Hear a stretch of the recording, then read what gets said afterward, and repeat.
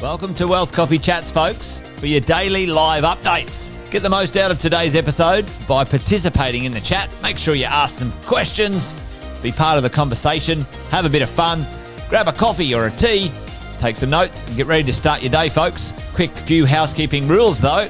No spamming, no advertising or self-promotion in the chat. That's not on. Be kind and respectful to everyone when participating. And most of all, have a good time. Real estate investing can be your biggest asset. It also can be your most expensive asset when it comes to getting it right or getting it wrong, folks. It can be time-consuming, stressful, and that's why here at Positive, we have what's called a 6-star team, a full-service team that provides integrated wealth and property investing solutions and services simply designed to help you progress towards your goal of passive income through your property portfolio, folks. Make sure you check out our other podcasts on the Positive Mentor Network. Not only is there Wealth Coffee Chats, there's the Urban Property Investor. Drops every Wednesday with straight talking investing strategies and lessons with Sam Saggers. Property Investor Tales. This is where our clients, you guys, share real life stories from property investing, hosted by some of our advisors and strategists. And that's done every fortnight, dropping every Monday. Wealth, Wine and Wisdom, folks, that debriefs the week that was in the world of finance and property, hosted by yours truly, Jason Witten and Andy Fenton on Fridays. Hey, good morning, folks.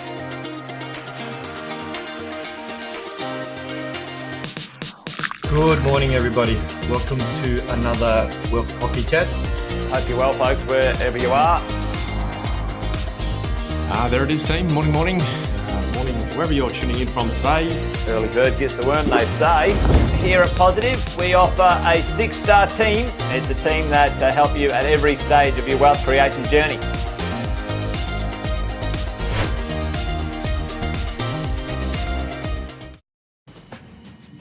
There it is, team. Good morning. Gotta get that music stopped each time, don't I? Morning. Morning on a Wednesday, 11th of June, Wealth Coffee Chat, Property Management Edition. Got my coffee there. I think my virtual background is just giving me away. Can't see my coffee there. But hope you're all well, team. Listen, if you're tuning in for the first time, welcome along. This is Wealth Coffee Chats, Property Management Edition on a Wednesday. What we like to do, 10 past 8 each morning throughout the week, is get on, have a bit of conversation, bit of banter, have a bit of a play around and some chats around, what's happening in the world of property management this morning. And I thought today would be a good spot to kind of raise a question that I've been asked a lot over my years. And if you haven't met me before, Cashloss is my name, 14 years in the industry. And tell you what, I do get one question more often than not. And so what I want to share with you guys today is the crucial mistake most landlords make when they appoint a low-fee property manager. You see, it's something over the 14 years, I think I've seen it multiple times. Again, it's popped up last week, and I thought I'd just share some insights and some thoughts. Also gather your thoughts and feedback, because it'd be interesting to see from your perspective as well. Now, listen, if you are online here today, give us a bit of a shout out. Make sure we've got some conversation happening in the chat team. I can see Kevin is on. Kevin, good morning. Good morning to you. Good evening. Well, good morning to me. Good evening to you, I should say. We do this every week, Kevin. Hope you're well, mate. And thanks for tuning in again for Wealth Coffee Chats. So like I say, team, what's the one crucial mistake? What do you guys think it is? If you know what that one mistake, maybe it's more than one mistake, what do you think that crucial mistake is when it comes to appointing a low-fee agent? Have you ever gone down this path and then found yourself in a situation or two that has led you to a path of wanting to change property managers potentially?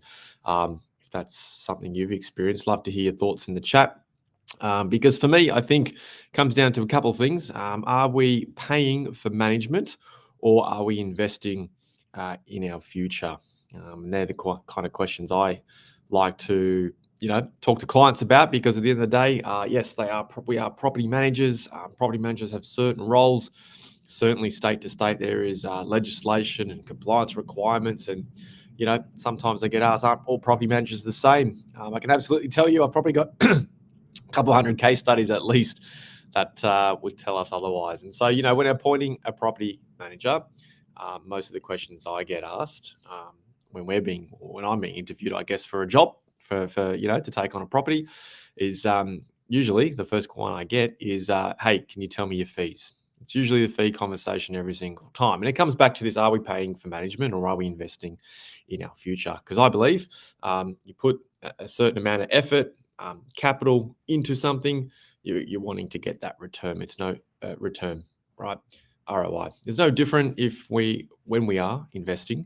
We're putting our hard work capital down. We've saved up for a deposit. We buy a property, and we're hoping in 5, 10, 15 plus years, that property returns us some sort of sum, depending on what your strategies and goals are. And I think property management needs to be viewed in the same light, so you guys can avoid getting yourselves into some sticky situations that potentially tenants and property managers might put us in.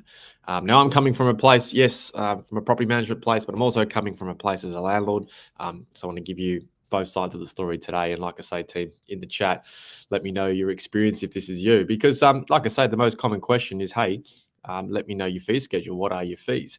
How many properties do your property managers manage? Are these the right questions, team? Are these the right questions? So if we get into the nitty gritty, team, of the fees, now I think we can all safely say that there are, agents out there that will charge next to nothing, and there are agents that will charge potentially over the top based on market averages, depending on which state you are in, right? We can go over to Perth and you're probably paying 10% management fees. You can go down to Sydney, of course, on the East Coast, and, find agents at maybe 4%, probably even lower, I reckon, if we tried to find them. And so what's the difference, right? And so asking the questions around what's your fees and how many properties do you property managers manage, it may not get you all the answers that you're actually wanting to see. And I think when you look at it, a 5% agent versus a 7% fee agent, what's the difference? Well, if we take the average rent of $650 a week, the 2% different there in fees is about $13 a week. It's two of these great things, cups of coffee a week, is the difference of what potentially you would be either paying or choosing to invest in, depending on how you look at it. And so for 2 cups of coffee a week, that is generally how most landlords will assess and decide which property manager they are going to appoint. Unfortunately, the mistake they make is not looking under the hood. What do I mean by looking under the hood? It's your property manager's ability to actually do the things you need them to do. What do I mean by that? Well, I think, we don't look into what the leasing campaign is going to. Now, if you've been to Wealth Coffee Chats before, you hear me talk about it over and over again, the 3P strategy: price, presentation, promotion. When's the last time we actually asked the property manager, what's your strategy around that, and actually seen evidence behind it, right? I was at a property yesterday. We were going through our 3P strategy. We should video that to showcase to the landlord, give them some evidence so they're confident that we're going to get this property leased in a relatively quick time frame. If property managers don't have a leasing campaign strategy, they can't show you a 14, 21-day calendar. If they don't understand the 3Ps, if they're, putting things online, taking photos, rubbish photos of their with their iPhones, things like that, team, it's not going to work. And so we sometimes, or a lot of the time, make the mistake and we don't ask for evidence. Hey, Mr. Property Manager, show me a copy of your last listing that you had online. How long did it take to lease? What was the inquiry like? What was your open home like? What was the communication like? What's your application process? These things are important. So we want to shift from, just the standard questions that Google might give you, and you want to ask some more detailed questions. What else can we ask? We want to find out how property managers go about finding and selecting tenants. We want to find out about quality and depth of property reporting. Now, when I say property reporting, we're talking entry condition reports, right? If you're not sure what an entry condition report is, it's what we do right before the tenancy the new tenants move in. And that report is super, super crucial, team, because at the end of the tenancy, we take that initial report back out to the property, compare notes, less wear and tear, then we can identify if there's anything for the tenant that is outstanding. In my time, every time we go to take on a management from another office, owner has decided to change. This is one of the key things that goes wrong every single time, purely because it's not completed to a level of depth that, in my opinion, after 14 years is sufficient to stand up in tribunal in the event you ever get there. So, hey, when's the last time we ever said, listen, can you give me a copy of the last entry condition report you did? What are the things you look for at the property when it comes to property reporting? At the end of the day, why do we ask that? We want to keep safe, team. We want to get your team to keep you safe. And there's other things we can ask, right? Tell me about your arrears management. It was only the other day I had a client call me. They've got a property interstate where we don't operate, but the property manager couldn't actually explain the arrears process. Now, businesses might have internal processes when it comes to communication, but there's also legislation that dictates to us as property managers and to you as landlords and when you can't send breach notices and what that next step might be in the event the tenant isn't paying. So these are the detailed questions I think we really need to get into, team, when you're looking to appoint a property manager.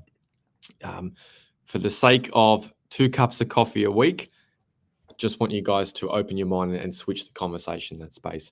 We had one recently where a client has come across, and when we turned up to the property, all the walls are damaged, carpet completely. We needed to rip the carpet out. And so amongst all the other damages that went on in this property, it's up about the $25,000 mark now.